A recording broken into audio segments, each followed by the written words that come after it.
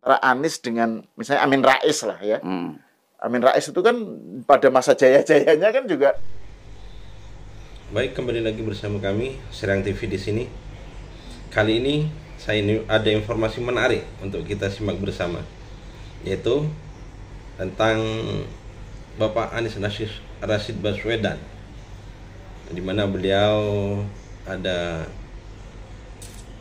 baru-baru ini telah gagal untuk mencalonkan diri sebagai gubernur. Bagaimanakah nasib beliau di kancah perpolitikan tanah air? Dan benarkah isu-isu bahwa beliau akan bernasib sama dengan Bapak Amin Rais? Yuk kita simak video berikut ini. Presiden lagi di 2029. Ya. Pertama kan begini, ucapan Anies atau statement Anies yang mengatakan bahwa partai-partai semuanya tersandera, mungkin kecuali PDIP kan gitu maksudnya ya. Nah ini kan terus terang suatu pernyataan yang sangat tidak produktif. Ya karena bagaimanapun partai politik ini tetap dibutuhkan, terutama juga oleh Anies ya di dalam kalau dia nanti mau maju ke 2029. Ya harusnya kan dia melakukan ya biasalah approach ya kan, kemudian ya terimalah situasi dan keadaan yang ada. Toh mereka sudah pernah mencalonkan Anies sebagai calon presiden. Itu kan hebat sekali. Nah masa tidak mencalonkan sebagai gubernur terus dipersoalkan. Apalagi dikatakan dituduh tersandera gitu kan. Nah ini menurut saya semakin jauh harapan Anies bisa maju tahun 2029 nanti untuk kontestasi pilpres ataupun cawapres. Ya. Karena apa? Partai yang dia buat ini pertama belum tentu lolos. Mungkin verifikasi itu lolos. Ya kan? Nah, kalau misalnya parliamentary threshold 0%, mungkin bisa lolos. Kalau masih 4% atau 3%, ya kan, diputuskan oleh DPR nanti dalam undang-undang pemilu, itu kan semakin berat untuk menembus parlemen. Ya. Nah, oleh karena itu, katakanlah dia punya partai politik, ya, kemudian dia bisa eksis dengan partainya itu, lalu orang melihat ini bisa saja dia tidak lolos, ataupun dia kecil suaranya di parlemen, tapi kan bisa menjadi figur alternatif. Tetap Anies itu menjadi figur alternatif kan gitu. Nah mengingat dia sudah pernah maju sebagai pilpres, sudah ada apa istilahnya itu, tabungan lah ya, sederhananya kita bilang, ya kan? Dan orang kan selalu membicarakan tentang dia punya 25%. Nah, suara yang mengaspirasikan perubahan. Nah, itu yang dianggap sebagai modalnya Anies gitu. Iya. Nah, oleh karena itu threshold 20% itu bagaimana dia memenuhinya? Sementara partai-partai ini sudah berhadapan, sudah tidak senang dengan ucapan-ucapan yang disampaikan oleh Anies itu. Iya kan? Dan nggak mungkin lah. Terus partai baru langsung 20% itu kan berat sekali. Ini asumsinya partainya sudah terbentuk. Ya, makanya. Terus ada kesulitan soal lolos atau enggak nih ke parlemen. Ya. Tapi soal dia bisa membentuk atau enggak itu kan juga kesulitan problem tersendiri. Itu satu hal yang sangat sulit membentuk partai ini. Iya kan? Kita ada 38 provinsi. Kemudian berapa? 545 kabupaten kota. Katakanlah kabupaten ini kan cuma 75% ya. Gitu loh. Nah ini kan cukup berat. Ya kalau mau menang nggak mungkin 75%, harus 100%. Punya cabang-cabang di kabupaten dan kota. Nah ini bukan hal yang mudah, gitu loh. Karena proses untuk menuju pembentukan struktur partai itu kan bisa gonta-ganti itu. Dalam setahun bisa berapa kali. Itu kan yang kita alami dengan Nasdem kan. gitu. Baik, terima kasih. Sebelum masuk ke pemilu, bahkan sebelum verifikasi, kita harus berapa kali mengganti-ganti kepengurusan itu. Karena kita khawatir nanti begitu KPU cek secara faktual, pengurusnya nggak ada, sudah mengundurkan diri, kantornya juga nggak jelas, kan bisa nggak lolos verifikasi. Nah, jadi Anies saya kira harus hitung-hitung betul lah ya. Jangan langsung dianggap mudah membuat partai ini. Belum lagi kan begini, ada orang melihat, udah capek nih kita. Udahlah, ada orang bikin partai baru, kita terima aja, tapi uangnya aja kita ambil. Iya kan?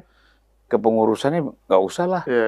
Kan itu kita ngalami semua hal-hal seperti itu gitu loh. Jadi, nah menurut saya, Anies itu harus menurunkan harapan. Iya kan? Gitu loh.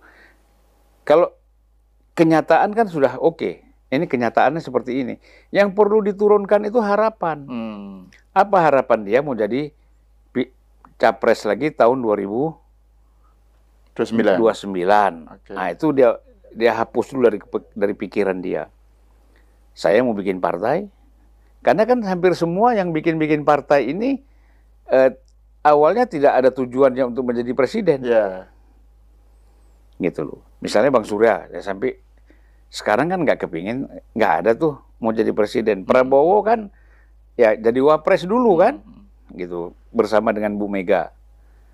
Atau misalnya partai-partai baru lah, Gelora, PSI, ya nggak ada. Partai-partai yang baru itu nggak ada yang kemudian narasinya itu ketumnya harus jadi presiden. Gitu. Nggak ada.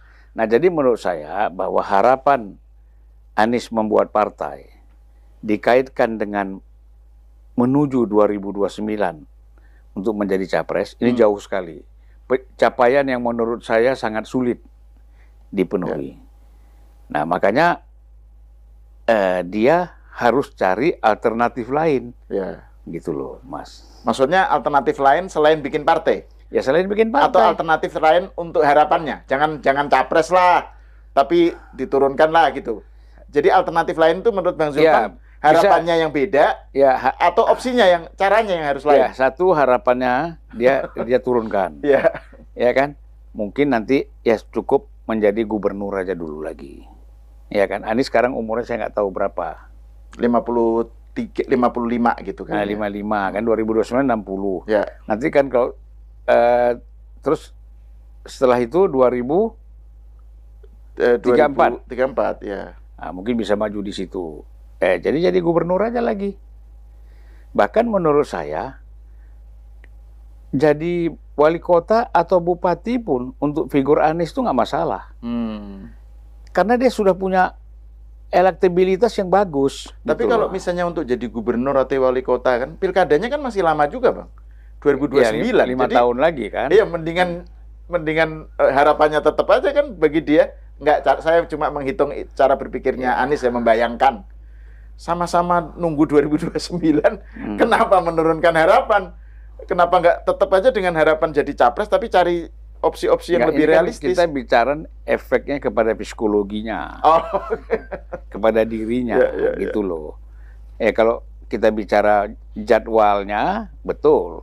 Tapi kalau kita bicara secara psikologis, kalau harapannya terlalu tinggi, nanti kalau nggak tercapai kan kecewanya berat sekali, ya kan?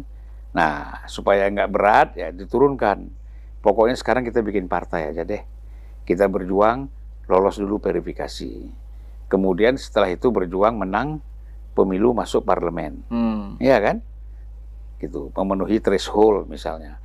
Nah, baru di situ dia udah pasti kan nggak bisa maju capres juga. Karena apa? Dia dari sekarang sudah berhadapan-hadapan dengan partai-partai, dengan 7 partai yang ada, 8 ya, dengan 8 partainya ada. Bahkan kalau kita bicara Kim, itu 15 partai.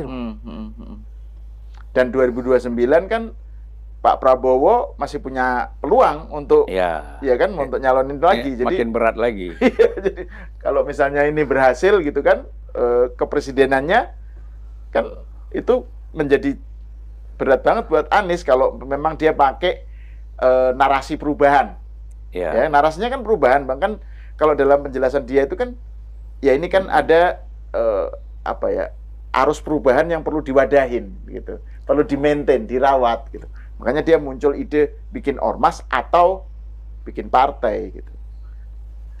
Tapi Ya. Bang, kalau misalnya ini kita lihat ya, kan Anies itu atau para pendukungnya yang misalnya di medsos lah melihat, menyebutnya sebagai abah itu kan melihat Anies itu dari aspek figurnya, sebagai figur yang dianggap apa ya, dia melampaui partai-partai gitu kan. Dan itu yang kemudian membuat ada kesan Anies sendiri pun merasa bahwa yang pernah kita bicarakan juga di sini, ya dia terlalu pede, dia merasa yakin bahwa partai-partai pasti butuh dia gitu. Karena ada faktor ketokohannya itu gitu kan. Nah, Bang Zulfan kan pernah membandingkan tuh antara Anies dengan misalnya Amin Rais lah ya. Amin Rais itu kan pada masa jaya-jayanya kan juga sangat moncer gitu, sangat cemerlang sebagai tokoh kan, tokoh reformasi dan seterusnya. Tapi kan nasib perkembangan politiknya kan kita tahu sendiri. Gimana menurut Bang Zulfan kalau misalnya? Ya pertama begini, Amin Rais kita nggak usah bicara sekarang. Begitu hebatnya dia tokoh reformasi, ya kan? Menjadi idola. Ya. Anak muda, orang tua, semua idola luar biasa. Betul. Toh PAN nggak berapa persen sih dapat pada tahun 99 itu? Di bawah 7%, hampir 7%. Kalah sama PKB. Makanya, artinya kan ketokohan seperti Amin Rais dalam posisi dia dianggap sebagai tokoh reformasi, dan kita berada dalam situasi reformasi pada masa itu, hanya bisa mencapai 7%. Nah, bayangkan Anies dengan tanpa ada satu situasi politik, ya kan, yang kritis dan menegangkan, lebih berat lagi. Pada masa itu nggak ada apa-apanya Anies dibanding dengan Amin Rais. Artinya kalau kita banding bagaimana popularitas Amin Rais pada masa itu dengan Anies yang ada sekarang, kan nggak ada apa-apanya Anies ini. Tapi Amin Rais pun dengan dukungan Muhammadiyah, ya, hanya bisa dapat 7% misalnya. Padahal dia doktor Amerika, kemudian mantan ketua PP Muhammadiyah, tokoh reformasi, dan artinya punya predikat-predikat yang sebenarnya kalau dari segi hitung-hitungan, kalau kita hitung-hitung tuh peluang untuk jadi capres, terpilih sebagai presiden satu besar. Lagi, gitu. Anggaran support kepada Amin Rais itu besar sekali. Misalnya pengusaha nasional kita tuh terutama Arifin Vanegoro almarhum Arifin.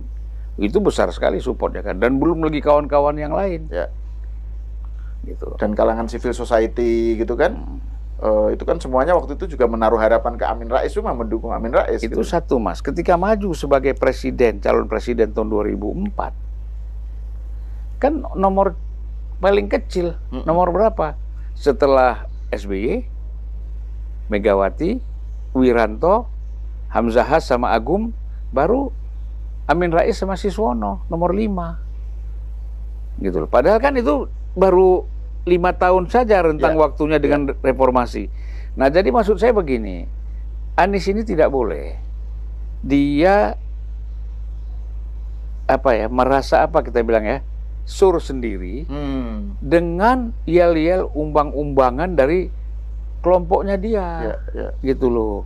Pokoknya kita bisa menang, partai kita bisa lolos. Ini kan bikin partai ini rasional banget, gitu. Nggak bisa dengan emosi. Nah, dia harus hitung itu.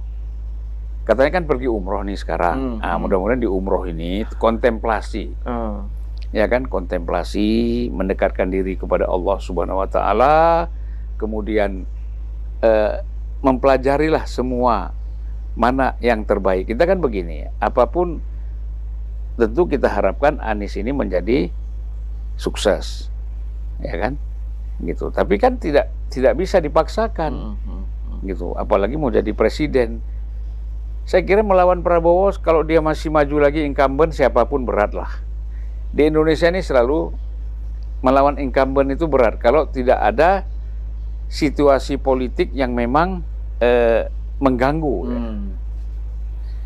Gitu. Orang kan selalu mencontoh, ya buktinya Megawati kalah. Megawati itu ada intervensi asing sehingga dia tidak bisa menang. Kan ini gitu. bicara orang yang betul-betul menjadi peristiwa pelaku sejarah ini. Nah, kan saya sudah cerita itu Ya, mengenai bagaimana George Bush nelpon dia kan. Dan George Bush kecewa sekali dengan Megawati pada masa itu 2003. Itu terkait soal sikap Megawati terhadap September 11 ya Bang? Atau apa? Bukan. Waktu itu kan Amerika dan koalisi mau menyerang Saddam Hussein. Oh, oke. Ya. 2003 kan. Ya. Gitu kan, si George Bush kan minta tolong Madam George Bush nelpon langsung ke rumahnya, telepon rumah nih, ya kan, tolong Madam Presiden besok keluarkan statement mendukung serangan koalisi Amerika ke Irak dalam konteks menjatuhkan Saddam Hussein. Dan jangan lupa like dan subscribe channel ini agar tetap menerima informasi terkini dari kami. Salam NKRI.